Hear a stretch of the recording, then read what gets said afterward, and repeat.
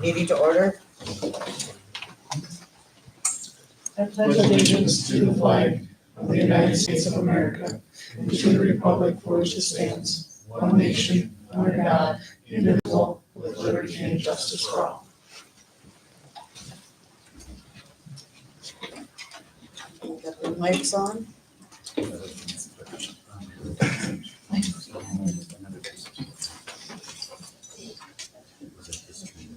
Are there any additions or corrections to the consent calendar? I'd like to amend the agenda to add an executive session pursuant to SDCL 1-25-2, subsection 1, 5 business items, 3 possession description updates, and 2 reassignments.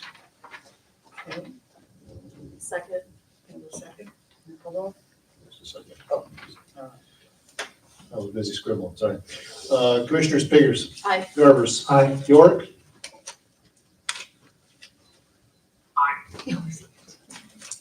Carlson. Aye. Mayor Lundstrom. Aye. Okay, moving on, we have visitors. Are there any visitors to be heard tonight to speak on something that is not on the agenda? Nope. So we'll move on.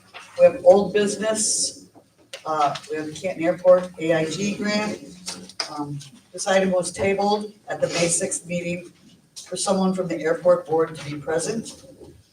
Aaron Storm, project engineer with KLJ, has submitted a grant application for the Canton Inwood Airport. The AIG grant is a split portion of 52%, and attached is the cost summary grant application breakdown. So, what do you want to come up and talk about that?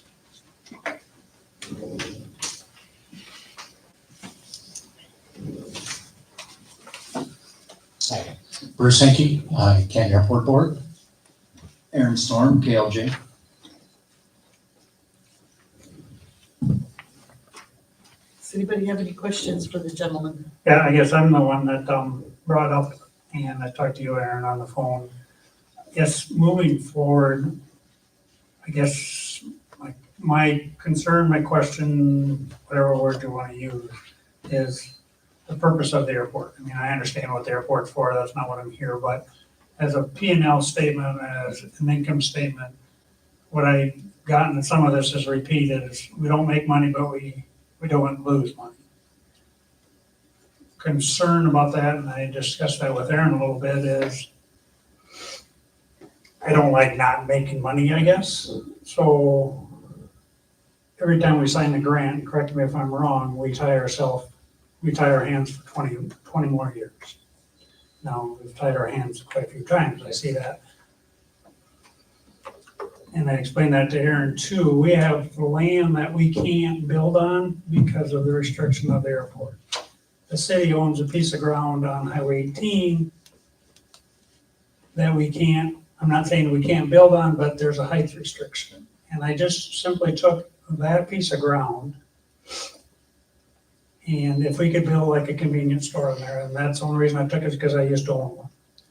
Now, if we had $10,000 inside sales per day times 365 days and took it times our 2% that the city would get, that comes to $73,000 a year. So I guess where I'm going at, and I want you to explain, and I understand this grant that we're looking at tonight is for a master plan. So maybe we're premature to explain what your plan is. But I guess I would like to know a long-term plan of more than just idling and not making money, but not losing money. And I explained that with Aaron is we take the fence that blew down or went down in the flood. Yes, it was covered by insurance, but let's just say that fence for some reason went down and there was no insurance coverage and FEMA didn't come to town. Or let's take the runway that it crumbled and it's no certain circumstances and there's no grants, there's no money to fix it. We have no money to put in the kitty store less, so when them days come up, we have some money to do it. So I guess I would like somebody to explain how we can make money or how we can't or why we can't. So that's my question. So I'll jump in. So the Canton Municipal Airport is part of the NIPIA system, which is an abbreviation. It's the National Plan of Airport System. So it's a value to the local transportation network, the state transportation network, and the national network. So the FAA would want to continue to have this airport, and what we do as consultants when we're hired, we actually work on developing a CIP, and that kind of lays out the grants that can be set up in the future to fund any kind of airport project. So you shouldn't, like you said, if anything comes under disrepair, you're wondering like, where's the money gonna come from? Well, you're only gonna be, under the system that we're under now, the FAA is always gonna be there for 90% of any project. So that's, most people at most communities can come up with a 5% share, over time, because you don't need to do a project every year for a small community. But if if your runway is starting to,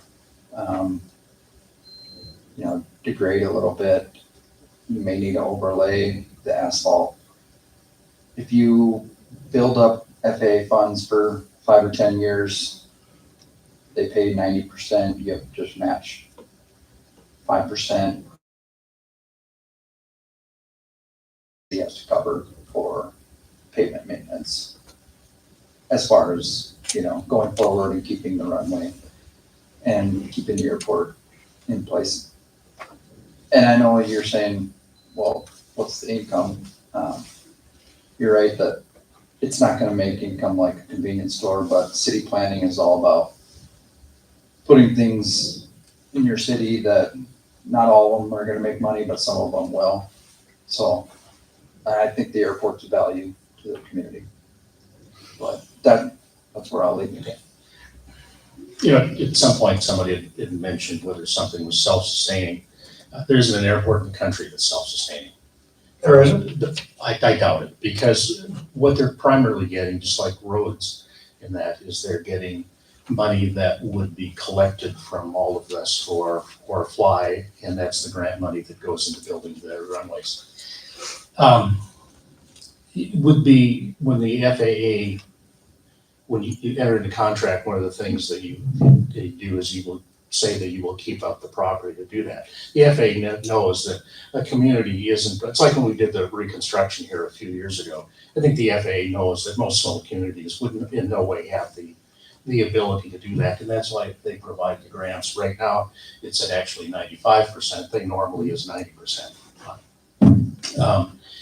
I just did, part of we have an amount that gets transferred the general fund into us every year. And one of the things I realized that's a little deceiving, because we do have property taxes that are on the buildings that are part of the overall general fund, whatever the mill levy that we get from that.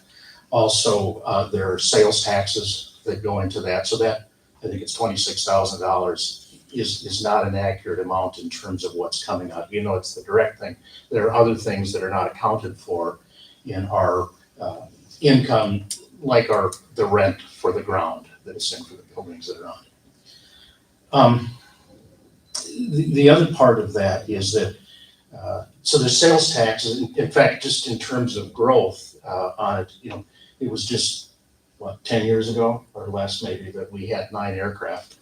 We have about 30 aircraft on it right now. If you look to the building, we have a number of hangars that are being built. We're in the growth mode right now. I talked to Joey Johnson tonight, who has Dakota Aviation, which is based out of Canton. He operates other things, but he is based out of that. He has now 3 full-time instructors. He just added another Warrior aircraft. And so he has noticed, people have even noticed there's small airplanes flying around, quite a bit. So in this next year, what the revenue that will be coming in terms of sales taxes will be greater than what it has been in the last, simply because he's in a growing mode. Also, our airport manager, Marshall, is a AMP with AI. What that means is that he's an airframe and power plant mechanic with inspection authorization. Young guy, but in other words, someone can bring and work underneath him. It's his name that goes, his signature goes on it, and so he is doing a significant amount of maintenance and annual inspections that are required of it. And the other thing that is, and talks about the value of not just our community, but the agriculture community. We have an ag sprayer on it right now, and this is going back several years when Glenn Visser was on it. I remember a few years ago when we had, I think it was aphids that was around. Glenn was out flying all the time. They also brought in 2 spray pilots. They said they did about 75,000 acres that year. And in discussion with them, that saved them about 10% the yield, even the cost of that. So, and I speak of this as both as a resident of Canton and also a former farm kid. One of the things that you hear, what do you want farmers to do in terms of their money? You want them to shop in Canton. And a previous commissioner once had said, well, they're not a voter. Well, we vote with our dollars. We vote with that. So that is a huge, huge thing. Granted, some of them, they serve in Iowa, but there's a lot of them that are served in South Dakota. And that makes a huge difference sometimes in that. So it's one of those things that is a value to the dollars that will end up being spent in Canton as well. The other thing, the value of an airport, just in terms of business usage. I don't remember whether it's Flying Magazine or it might have been AOPA Pilot, which is another magazine. AOPA is the Aircraft Owners and Pilots Association. One of the things they did was they took a scenario where you had a manufacturer who had 3 different facilities in 3 different states. And they took a smaller business aircraft, I think it was a twin. And they said they had made it a long day. They put 2 hours at each facility. They flew to 3 different states, spent 2 hours at each facility in a long day that made it all in one time. They said if they would have done it commercially, it would have taken 3 days to do it. Because of getting to an airport, you go to a hub, now you go to that. So as a interest for a business, that is something that businesses look at. You have an airport. Now granted, we have Sioux Falls that is close to us. But one of the things that we've picked up, hopefully in our plans, a new fuel system that's a little bit down the road. We have transit aircraft that come through because we're keeping our fuel prices competitive, and they don't want to go to Sioux Falls because they can stop in a short term and they can fuel and be on their way. Now, is that a huge amount of revenue? No, but it's something that contributes to that. So an airport is part of the infrastructure. In terms of revenue, the parks don't provide any revenue. The ball diamond doesn't provide really any revenue. So, I mean, if you wanted somebody to look at that, you get rid of the parks and you put them all in houses, except nobody would come and live here. Because all of those things are an important part that provide it. We're very lucky to have it. I do understand the reasoning too about being able to put things where, but that's part of what our master plan goes back to 93, is it, I think, or is it maybe even sooner than that? So one of the things the FAA, and part of it is now it's all going on a computer, they can all do that. So part of our master plan, and in our last meeting, one of the things we will develop will be a long-term plan for what is happening at the airport. And so what we'll want is stakeholders, including commission members, to be on it, business owners. In fact, Joey Johnson, the person with the flight thing, I said, would you be willing to be on that committee? So it wouldn't be just airport people, but also business people within the community that will help to look at what are the restrictions, how is that going to affect it, but also how is the growth going to affect it as well. We're in growth mode right now. As I said, we've gone from 9 aircraft to 30 aircraft right now that are on the field, and we've got 2 more hangars that are in the works. So that's going to contribute to the growth of the camp. So I don't know whether I'll open for other questions. Hopefully I can answer them. And one thing too, just as a note, the airport layout plan, we have money that's covering our match right now. So that's in the works. You said that really well, Bruce. Joey Johnson has 3 aircraft that are doing flight instructing. I don't know if he's. That's what Yeah. Dakota Aviation is. Dakota Aviation, Aviation. It's Yeah, they a just flight added one. instructing business, yeah. And so that's one of those things, and right now, he's getting pressured to move, and he wants to stay here. He really wants to stay here. He likes, it's easier for him to work out of this way, his overall costs are less, but he's getting pressured to move other places, but he really wants to stay here. So that's one of the things I said, he may be one of the stakeholders that should be on the committee as we're looking at developing this airport layout plan. So I think he said it'll take about 18 months, I think, to do that from completion, so.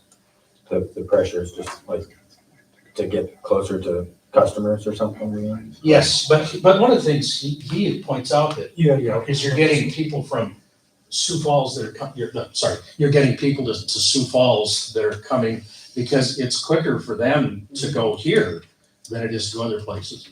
Sorry, I'm close to the mic, I need to remember We that. can hear I you. do sound, I know, I do sound at Canton Lutheran as well too, and I'm on that all the time for people who are speaking. Get in front of the mic, otherwise you can't hear you, so. Yeah, so he's just, we're in growth mode right now. And he's picking up people all the time. Because partially, there's really a push to get pilots on it. Those of us who are the baby boomers, we are leaving in droves. And right now, there is a pilot shortage. The cost of even getting into it's expensive, but a lot of the airlines are paying well, even the commuters now are paying much better than they used to because there's a pilot shortage right now. And so it's a growth thing. It's a good place for us to be in. You said there's just the one crop duster or ag sprayer there today? Yeah, well, Dale invest in there. He's the one that bought the business, and he's got 2 aircraft and just bought I think it's the largest, the ag track is the largest, it's about the ag. 2 aircraft, so he actually has 2 operators. 2 operators. Him and the guy out. Yeah. So, and the latest ag tractor that I think is the top of the line for that, because he is busy. And in fact, I think last year, again, whatever was happening on it, that they had to actually bring another operator in because he just couldn't handle all the business. I mean, there's only so many hours, legally, there's only so many hours that he can fly, so. Of those 30 aircraft, who, a few of them are, 3 of them Dakota Aviation, 2 for the air sprayer. Are the rest just private folks or? Yeah, private individuals. Are you familiar with Rome in Sioux Falls, the restaurant? Yeah. Glenn Reimers owns Rome. He has also 2 restaurants in Minneapolis. He has 2 hangars and 6 aircraft here. So he has chosen our community as a good community to have that in. And so here's somebody from out of town that sees the value of this. So we're fortunate. Couple things you brought up when you were talking. Number one, you said you collect sales tax on, it can't be on rent. No, it wouldn't be on rent, but it would be, he's the tax, Joey said he's the tax rate for, what is it, 6.2, I think, but 2% of that goes to the city, so that would be all of his flight instruction. Well, all of his flight instruction, yeah, right, all of that goes on it. Marshall would be collecting that on aircraft maintenance. So, and it's not huge right now. I talked to Joey and he said right now the city's portion is about $3,000. Marshall, and this is 23 numbers, I think, and it's not 24. It might be 24. Joey said, and they're at a much higher rate right now than what they were before in 24, now that they're in 25. But he said right now the 24 was about $3,000 worth of the city share of sales tax that goes in. And it's only going up. And there might be property tax when a nonprofit entity, whether Well, it's. it might be proper, but you mentioned sales tax, and I just wonder what you're collecting sales tax on, but that makes Yeah. sense. Yeah. You said you had, however many years ago, you had like 9 and now you got 30. Yeah. So let's just say you had another 10 in another 5 years, Yeah. or 10 years, whatever, pick your number.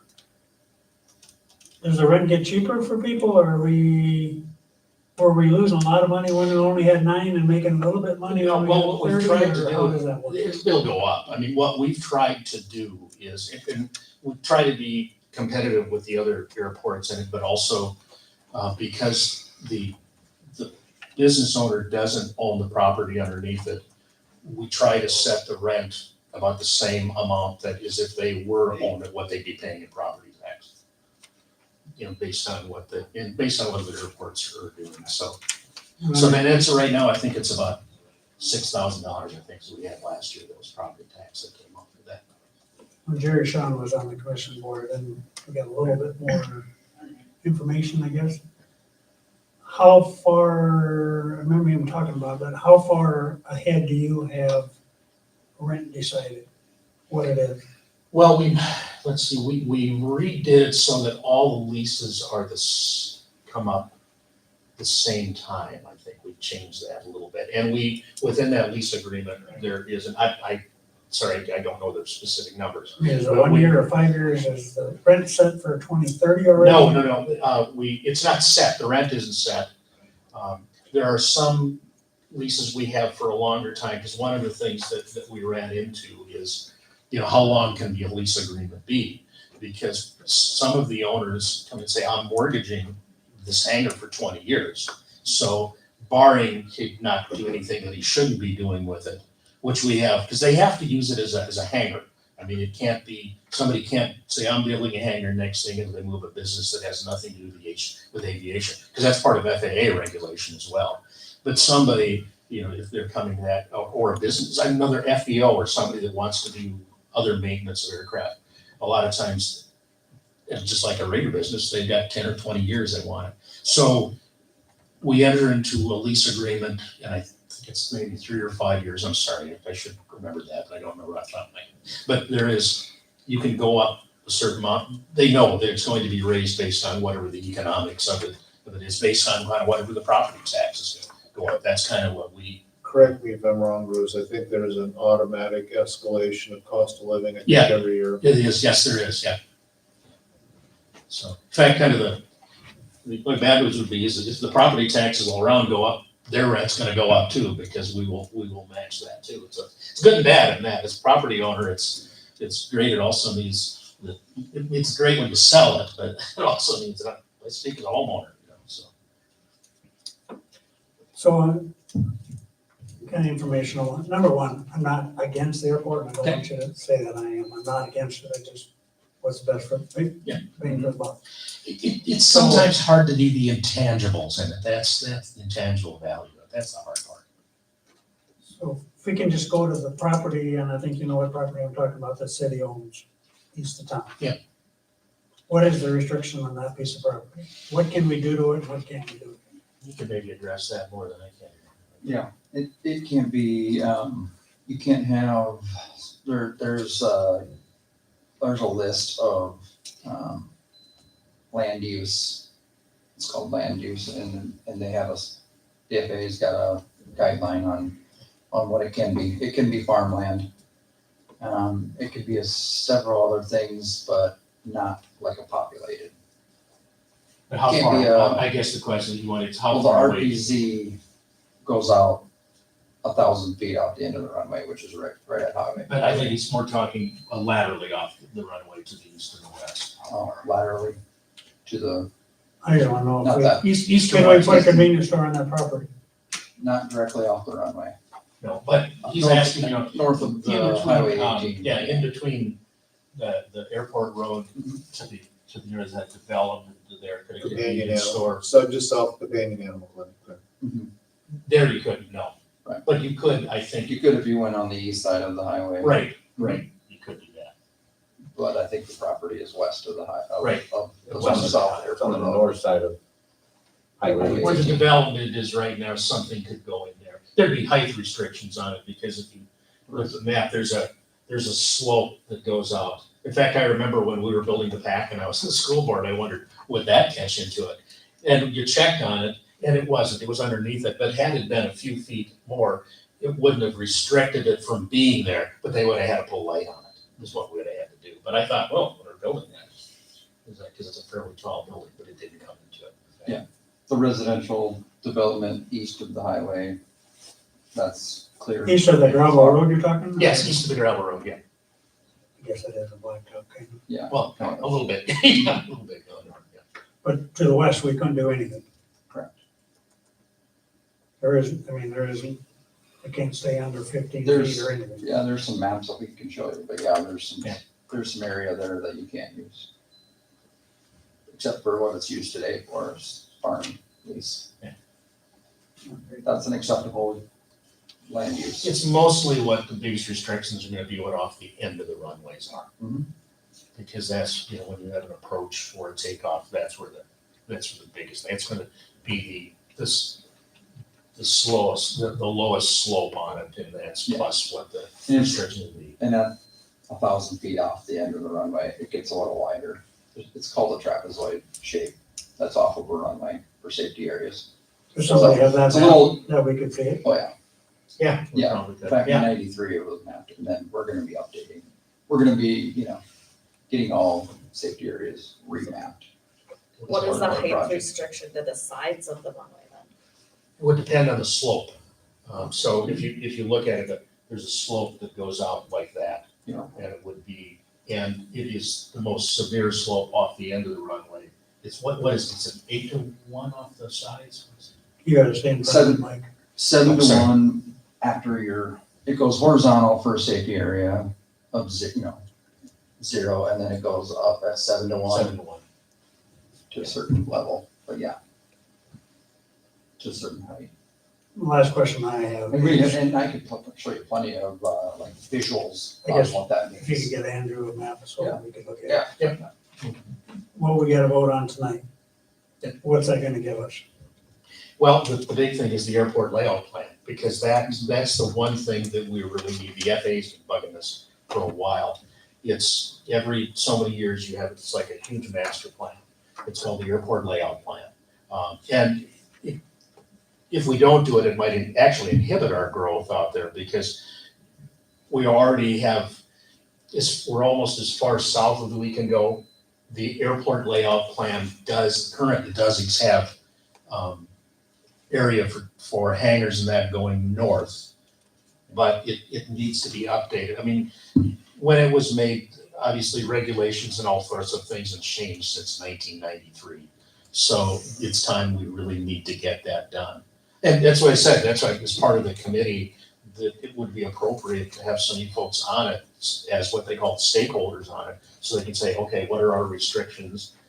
What do we need going forward? Because that will be, Part of the plan, we'll look at all the property around the airport to understand what can be developed and what can't be, what height restrictions we got. And, and also, I was gonna say, also, we do a lot of drawing of alternatives for, you're explaining that you're wanting to add hangars, and several of them could be big size hangars for people that want multiple planes. A small business could, there could be another business that wants to fly out of there with multiple planes. We need to update the drawings and get layouts that will be approved based on safety areas. Because it's not that big, the developable area to the north, there's not a lot of extra ground inside the airport's property for the upcoming hangars. So we have to make sure that we're gonna plant them all in the right spot and maximize the growth that's coming. This plan is gonna take how long to get?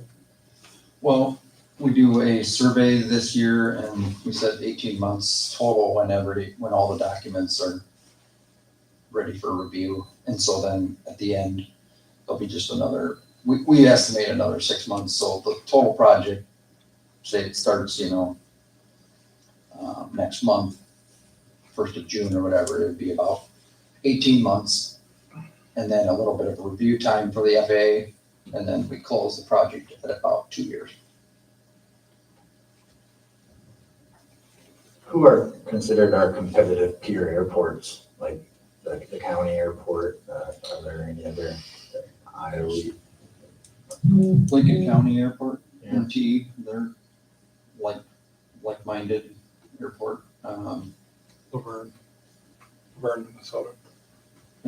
Laverne, Vern, but for the, I don't think that would be so much as for users that would be based out of Sioux Falls that are coming to hang here or other areas, and that would be.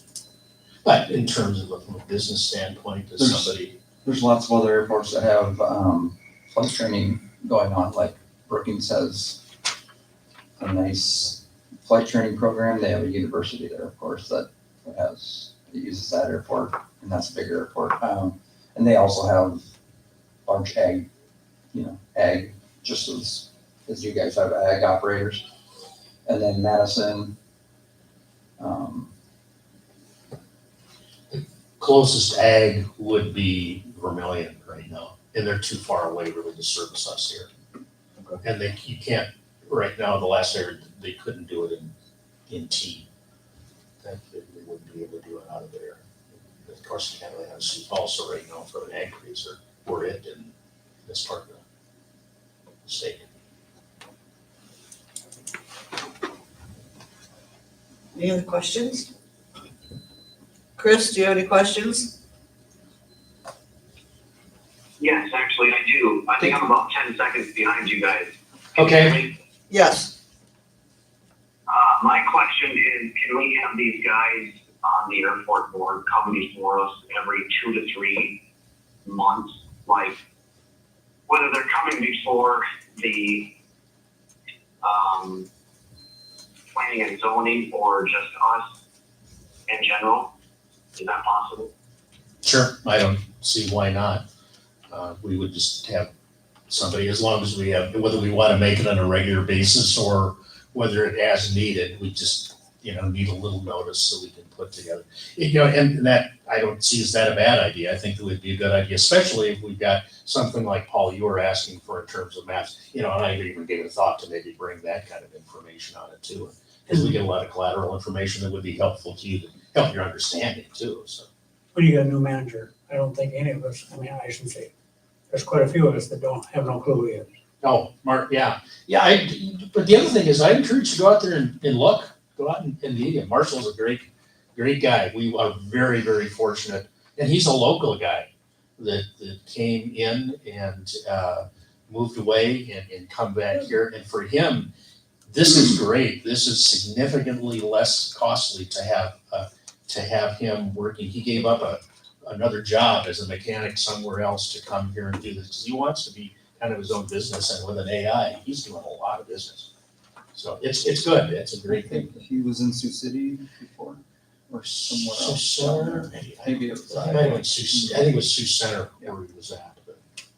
Yeah, And he's- I agree. He's a very good, young guy that's, and he's, mechanic and good. he's good airport meticulous in what he does, which is good. I'm sure he could fit it in to come and meet you guys too. I mean, we're just speaking for him, but.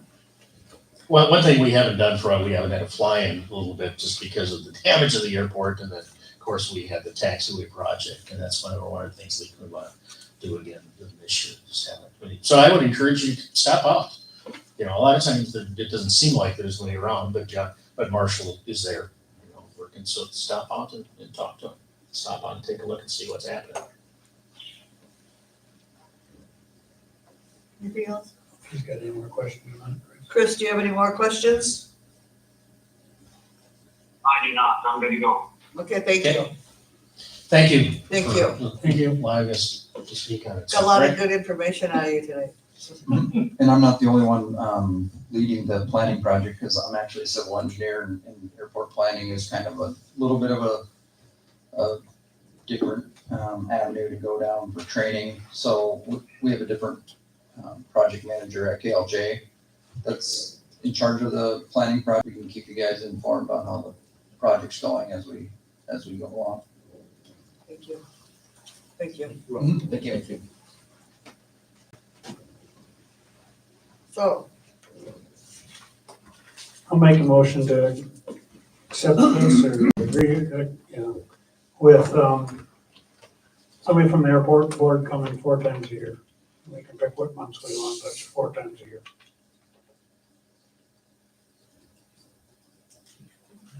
Second. okay. That's all, huh? Okay, and call roll. Commissioners Garbers, Aye. York, Aye. Carlson, Biggers. Aye. Mayor Lundstrom. Aye.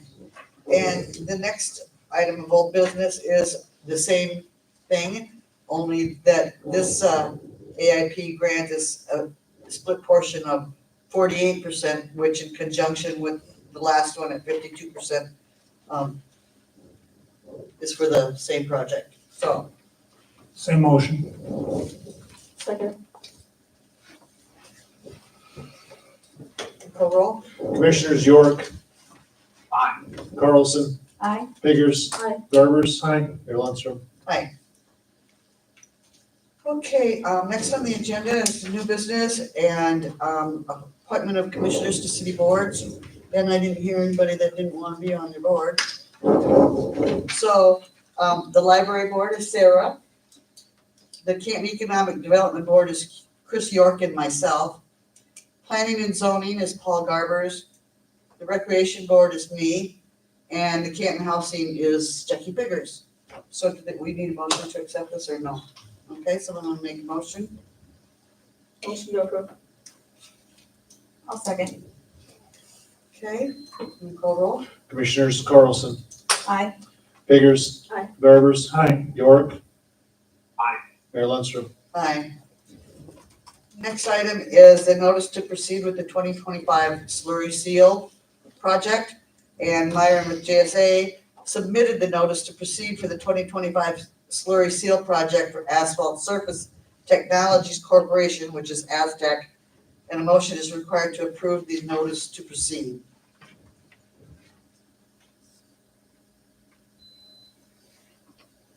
Motion.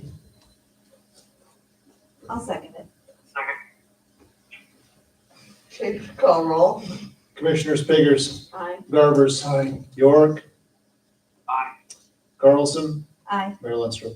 Aye. Next item is a new hire for a library assistant.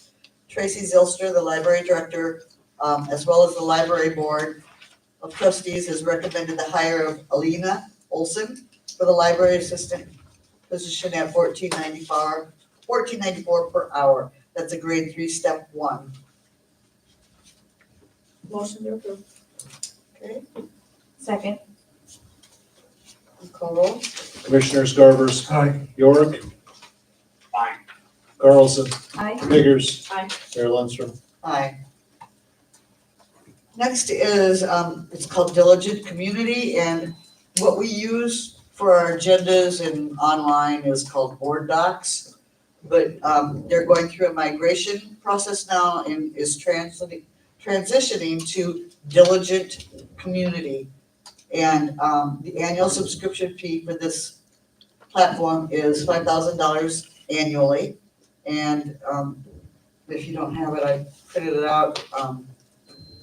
It's a order form for this, which needs approval to go forward. Oh, How much have we been paying for board docs? 3,000 a year. 3,000 a year. But it- So yeah, they went up a little bit. it went up a little bit. And there's nothing else, so that this is the, really all that option that we have, or? I'm sure there's other options. Board Docs is There are the, other towns that use other. yeah, Board Docs is the most common that I've run across over the years. It'd be, a full migration if we, transition if we went somewhere else, whereas this is kind of an in-house one with them, just changing their branding layout a little bit.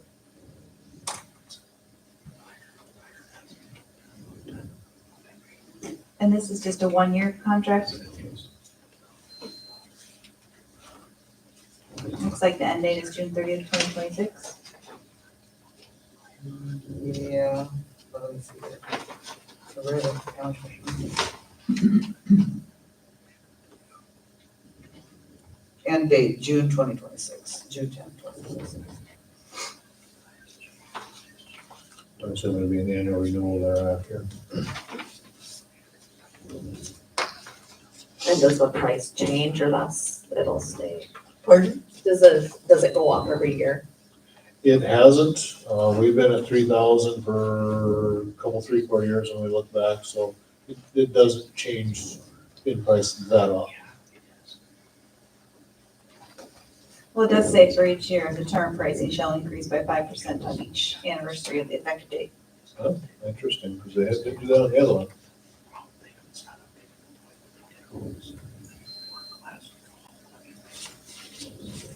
When is our term up for, as it is now?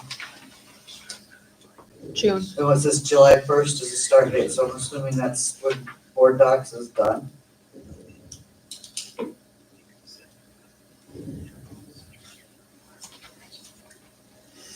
So,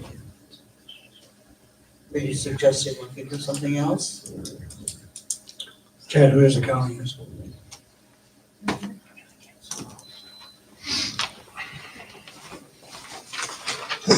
Chad Scalcan. Lincoln County doesn't have, they just do their own. But I can tell you because I watch other cities within Lincoln County.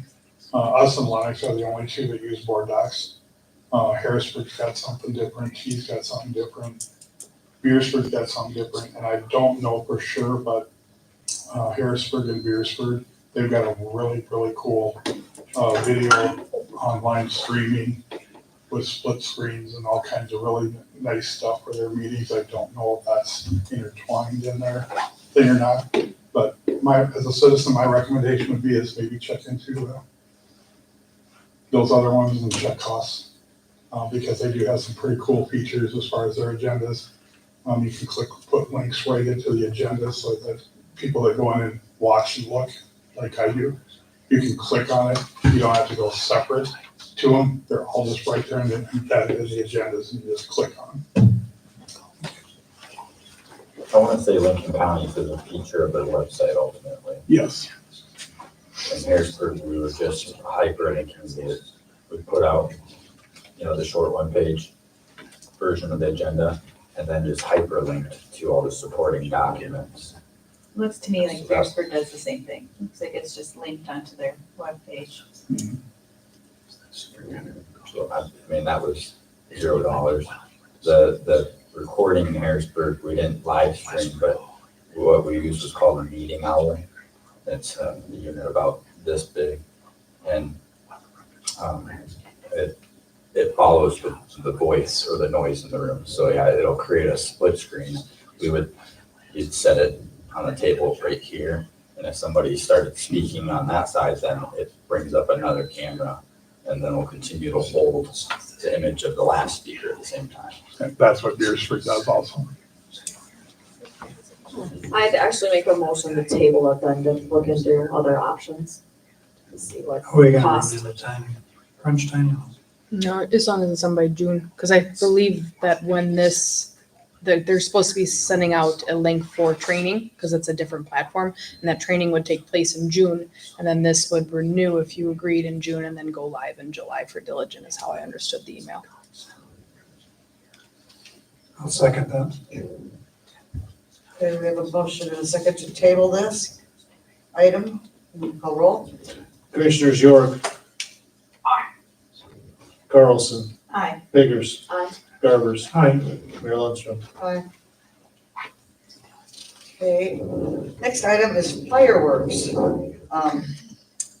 We need to discuss what days, what hours we're going to allow fireworks in town.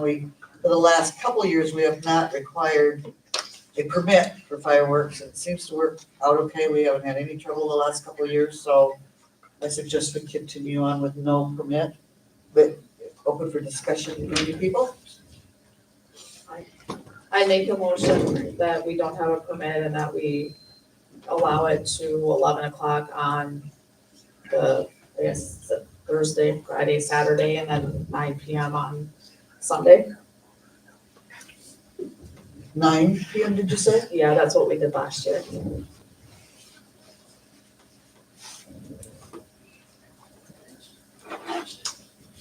Which day did you say, Jackie? Thursday, Friday, and Saturday until 11, so that would be the Third, fourth, third, and fifth. fourth, and fifth. And then on the 6th, which would be Sunday until 9, which follows, I guess, what we did last year. Pretty much. I don't mean to sound ignorant in saying this, but we have to make sure we have a start time as well, because otherwise they're legally able to start at 12:01 a.m. the next day. There you go.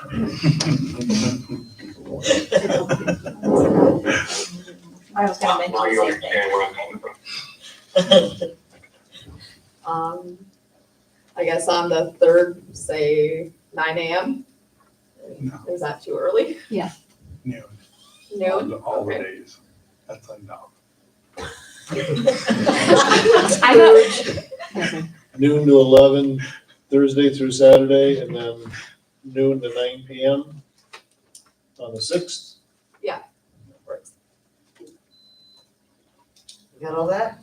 Yeah, I got some scribbling down. Jackie made the motion, do we have a second? Second. Chris, I have a public input. come forward. Yes, please.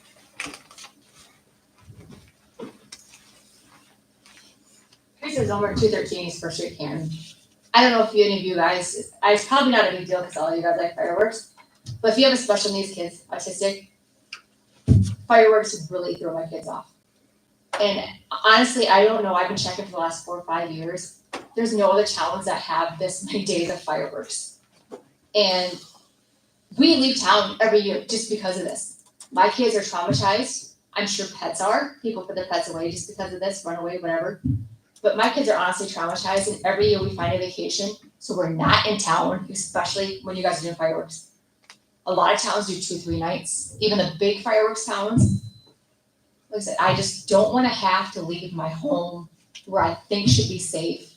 It's for my kids and my sake of shooting off fireworks that many nights in a row. And last year, there was a lot of it going on beforehand. I walked to those people's houses, found exactly who was shooting them off, called the police, they did nothing. So I don't know if we wanna put that you need a permit, or if not, enforce it, please, because there's many nights before and after that the fireworks are going off, and I shouldn't have to leave my house and leave town just because of fireworks. So I request, I guess, to shorten and not that many days of fireworks. That's just my input. Teresa, before you sit down, I guess just, I totally understand you, and if we took a vote in this town, I can guarantee it'd be a lot of 50-50. Yeah. You say you leave town, We do every year. so what time do you come back on Sunday? I mean, the only thing is, maybe we shorten Sunday. I don't know what the answer is. I mean, 5 I o'clock don't- is, if we shoot it off 3 days, quit earlier on Sunday, because somebody's gotta come home and go to work. the next Yes, day. exactly. I mean, last year we came back at 8, 9 o'clock at night.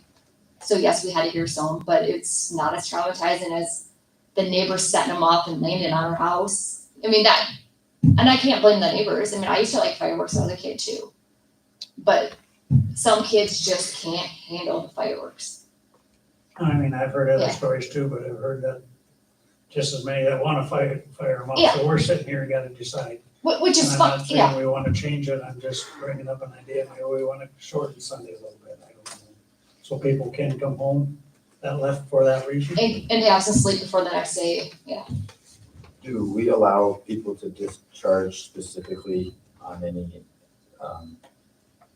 public property? Anyway, Do we have issues of cleaning Yeah. up? Yeah, we do. Well, I'm actually gonna put it in the reverse on that.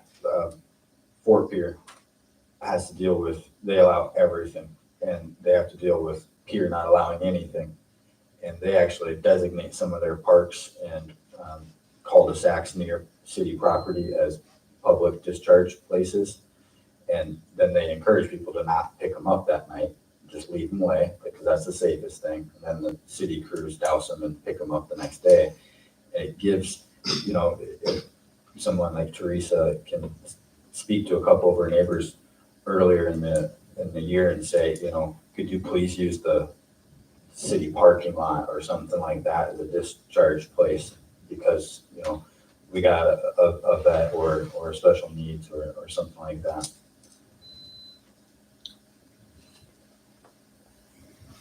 or I think there's a lot less when we had permits. There's a lot less. Then we heard from them. Yeah, And true. Troy was there, but we heard that it was almost impossible to enforce. I agree, I mean, where I'm at too, and I can fall asleep, but you know, if we have 11 o'clock and then you hear something at 12 or 1 o'clock, yeah. But by the time you send a cop, They're gone. they're long gone, or hey, here comes the cop, or I hear you about designating a park. But let's just say something got set off, and I don't wanna think negative, but if something would happen, we gave them permission to be there. Yeah. I kinda wanna stay away from that. And I can't necessarily think of an ideal piece of public property for us that would have worked. No, I agree with Paul. I mean, if you can make it so that Sunday we can come back, that'd be awesome for me. That's all, make it for 5 o'clock or whatever. Cause then that's a lot of days after 4th of July that are shooting them off. And a lot of people do work on Monday. Most of them are gonna have their parties on Friday, night, or Saturday. Yeah, that's what I thought too. I'd be different if 4th of July was a Sunday. I mean, it'd be a different deal, but I mean, you got the 3rd, the 4th, 5th, the 6th, and the 7th. Well, I can amend this, I guess this, is it the 6th to 5 o'clock? I only added Sunday because that's what we did last year. Yeah, no, it's not a big deal. It's just that, like I said, I have to come back to work on Monday. I'll second that. Thank you. Commissioner York, are you okay with the 5 PM on Sunday? I very much am. Okay, because then we're back to our original then. Got that? Yep, so we amended it to 5 PM. Okay. Want to call roll? Commissioners Carlson, Aye. Biggers. Aye. Garbers. Aye. York. Aye. Mayor Lundstrom. Aye. Next is a new hire for the Parks Department. It was recommended to hire Jason Thurston as the Director of Parks, Maintenance, and Recreation position at $30.62 per hour. It's a grade 11, step 8. He will have a 6-month probationary period, after which he may be eligible for a step increase. Motion.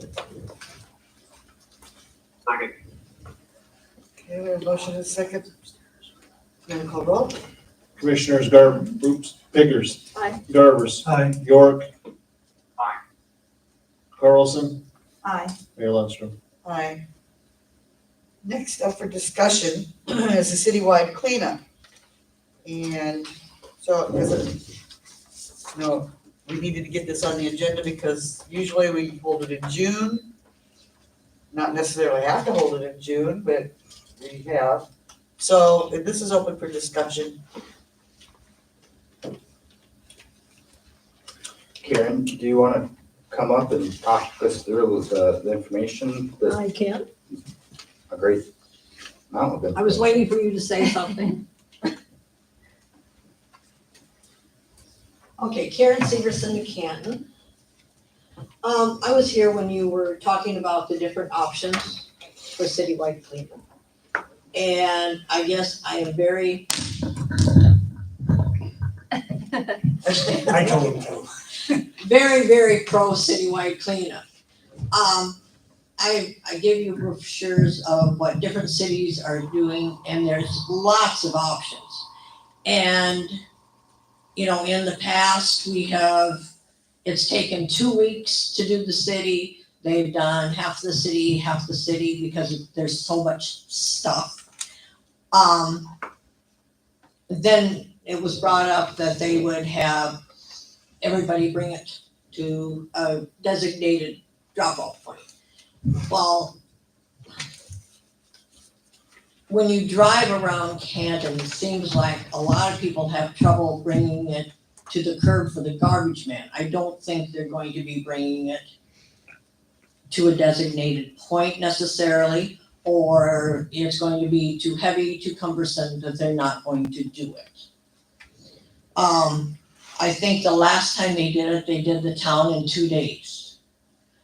Also on the paperwork that I gave you, it seems like most towns took almost everything except for the hazardous waste and that type of stuff. Some of them had a designated fee to get rid of refrigerators or appliances that type of tires, that type of stuff, which I think isn't a bad idea either. And they just pay the fee right at City Hall. They get a tag and a separate truck. Maybe they pick up regular pickup stuff at one time and then go through with another truck or whatever and pick up the TVs that sit on the curb for 3 months. The refrigerators that sit in the backyard, the mattresses that lay in the backyard. If you drive through the alleys in Canton, it's absolutely horrible, because that seems to be where the things accumulate. I don't know, I don't know which way you guys are leaning right now, but you have the city employees, it's free labor. It's not free. Well, it is, because you're paying them already. They're on the payroll. So it isn't like it, and then I also heard that wasn't their job. Well, if you're the employer and you tell them, this is your job for Thursday and Friday, then that's their job to do pickup. But I definitely think that the town needs to clean up, and I guess you guys have to decide at what point. We want people to come here. We don't want them to drive into town and just see piles of stuff. And I realize too, we're supposed to have a code enforcement officer. And I don't know, do we still have one? We have a part-time one, yes. I don't think he's doing this job. Because again, you drive around They town. are complaint-based. Yep. We've always been a complaint-based. But they don't do anything. And it seems like even if it's something they say, you gotta clean up, nobody enforces it. Because the same problems persist year after year. It isn't, they don't, the codes don't have any teeth evidently, because it doesn't seem to help. And I think, we have police officers driving around town all the time. They're supposed to be observing. To me, a police officer that's driving around town should be able to see piles of garbage 6 feet tall and 12 feet long around the house. I see it. I'm driving, I see it, and I'm not getting paid to look. And I have turned in people, and for the most part, nothing happens.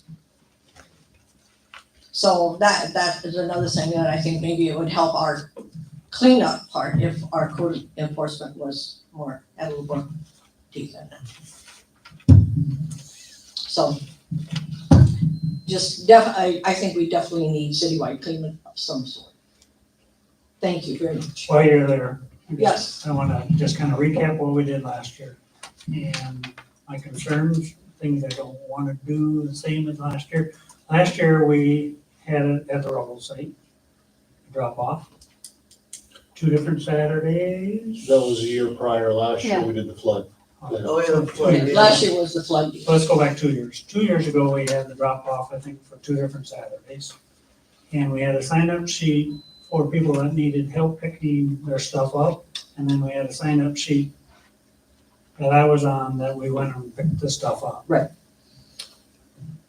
The 2 Saturdays, I guess, I got the dates kind of in mind, the dates immaterial. We run it for like 8 days with the Sunday off. We're not gonna work on Sunday.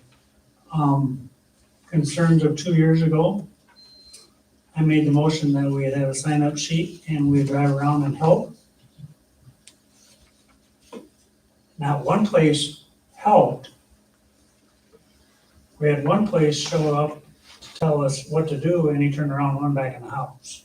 Yes. So I don't want, if we want to put out a list, that we go, and I'll just use as an example. Yes. If you want help, that's fine. But help means that you're there to help us also. Right. And I would hope that we would distinguish that if we pull up and you're not there to help, we're not. One of the places that we stopped, It's behind the garage. Guess what else goes behind the garage? It's where they went and let their dogs out for 365 days before that, and you got to walk through it to pick it up. No, I understand that.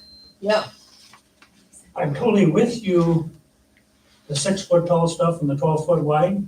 Unfortunately, I don't think cleanup's gonna clean those places. no, but a code enforcer I should. agree with you on that too, that's. They're separate kind of from- linked together. So concerns of what we did 2 years ago, I'm hoping. I've talked to some other commissioners and I think they have things to say, so I appreciate you standing up and I agree with what you're saying. I'm just telling you some concerns of 2 years No. ago. I don't want to go back to picking up stuff on curbs. Number one, it's very costly to do that. And if we can bring it to, some of the stuff can stay at the rubble site, some of the stuff we gotta reload and haul in again too, but some of the stuff can stay at the rubble site if we have the drop off at the rubble site. I don't think it's as efficient to getting the problem solved.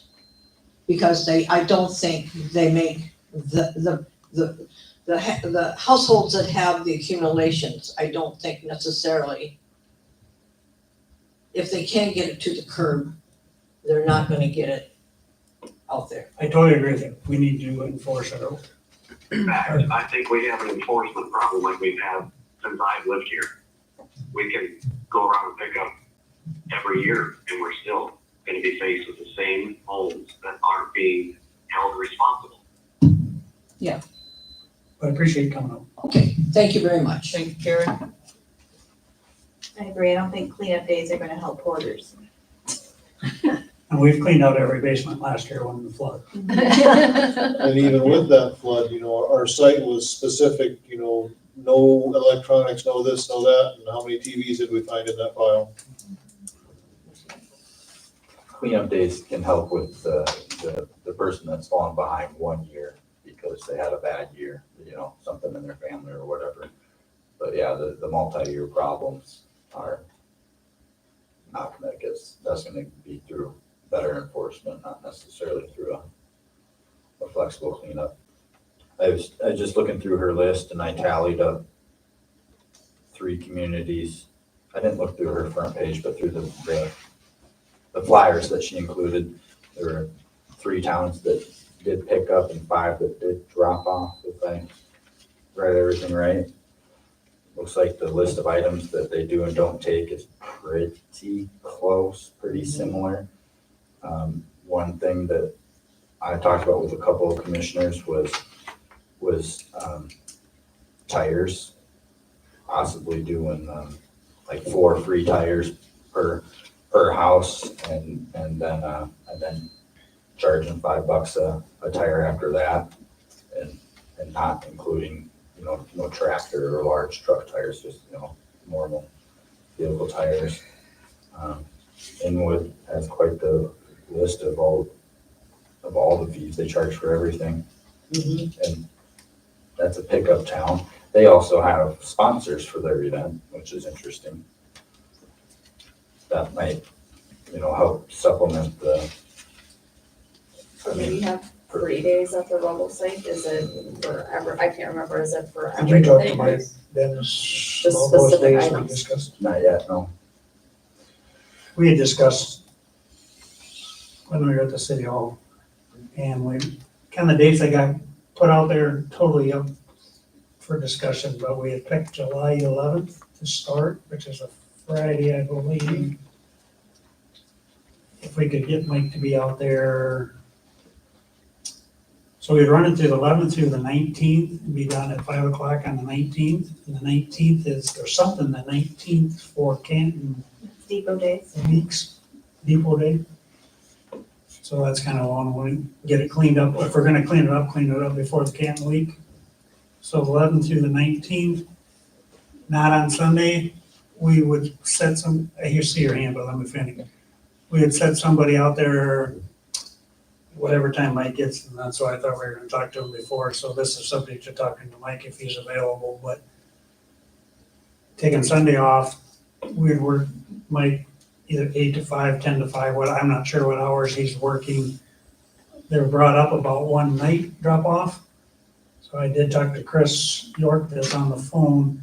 Him and I would be willing to be out there one of those nights during the week until sundown maybe, Yeah, to we help those people that work during the, talked about adding Tuesday evenings, since that's the day we're otherwise closed, to open up like a 4 to 8 kind of deal. that commission is something we just threw around. It's not, I'm not making that motion, I'm just telling you what was said in the conversation. So when you're talking about picking up tires, are we talking about, we'll take 4 and then we'll leave you a bill for, like, we'll leave the rest of the tires, Oh, we'll yeah. tell you how much it costs. And this was a drop-off scenario, so Okay. you would have to pay us on. Okay, I was gonna say, if you send them money, if you send them a bill after the fact, you're never gonna get your money. Yeah, no, We had a scenario a few years ago that we were taking tires, and we allowed 4 free tires, and there was somebody driving around town with a flatbed full of tires. And if you didn't have tires on your curb, you dropped off 4 and went to the next house. And I did check with 2 different people that deal with tires. One of them was Tires in Sioux Falls. They actually bring a semi down. They work with a company out of the cities, and they, Tires does tires all the time, so they drop a semi off and they pick it up when it's full. But Tires, it's by the pound, but he says it's more than $4 and it's a little bit less than 5. But they get charged. So if we would move forward, our cost is gonna be $5. The other person I talked to brings to the Sioux Falls landfill, and it is $5 a tire for nothing bigger than like a 20-inch. So that is what our cost is gonna be if we take it. So just quick figuring, if we figure $5 and we end up with 200 tires, is our bill, it's gonna be $1,000 just for the tires, and then we gotta get them there. Information. So again, when we have 3 days, I mean, that people can say, is it everything is free? I don't remember what the flyers said. The compressed stuff still. So costs. And with our rubble site, we're only allowed certain things that we can keep there. Otherwise, stuff could be stored there for a while, but has to be hauled. But that is Sioux Falls state landfill or- mandated. Like mattresses, I know from the flood last year, we went to Beersford and we paid a fee, I don't remember. Yeah, and that was fairly reasonable, but Beersford will take them if they have room. I'm not sure what, if they have room, but that's what they allowed us to do last year. I know Sioux Falls landfill, they charges per mattress, I'm not sure what that is. And I know Sioux Falls has been giving us waivers for the stuff we haul there. Rumor has had for several years that they're not going to do that anymore. So all the stuff that's brought out to our rubble site, we haul to Sioux Falls landfill that we can't keep. Sioux Falls has waived all those tipping fees, but again, rumor has it, for years they've been saying they're not gonna allow this anymore. They've been doing it, but there's no guarantee of it. So then everything that's brought out there, we're gonna pay a tonnage fee. And I haven't asked them, so the 2 I'm gonna mention, please don't throw them. But if we could maybe put Sarah and Chris and come back next meeting with a recommendation. Sure. Chris, you okay with that? Yes, I am. Okay, good. That's what I'd make a motion for. We don't need a motion. We don't need a motion, we'll just move on, but I wanted to discuss this because it needs to get started. So, that was the end of the agenda. Before we move on to executive session, there's commissioner dialogue. Do you have anything, Sarah? Nope. Paul? No. Jackie? Nope.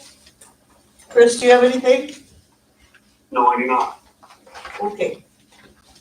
I don't think I do either. Congratulations to the graduates from Canton High School.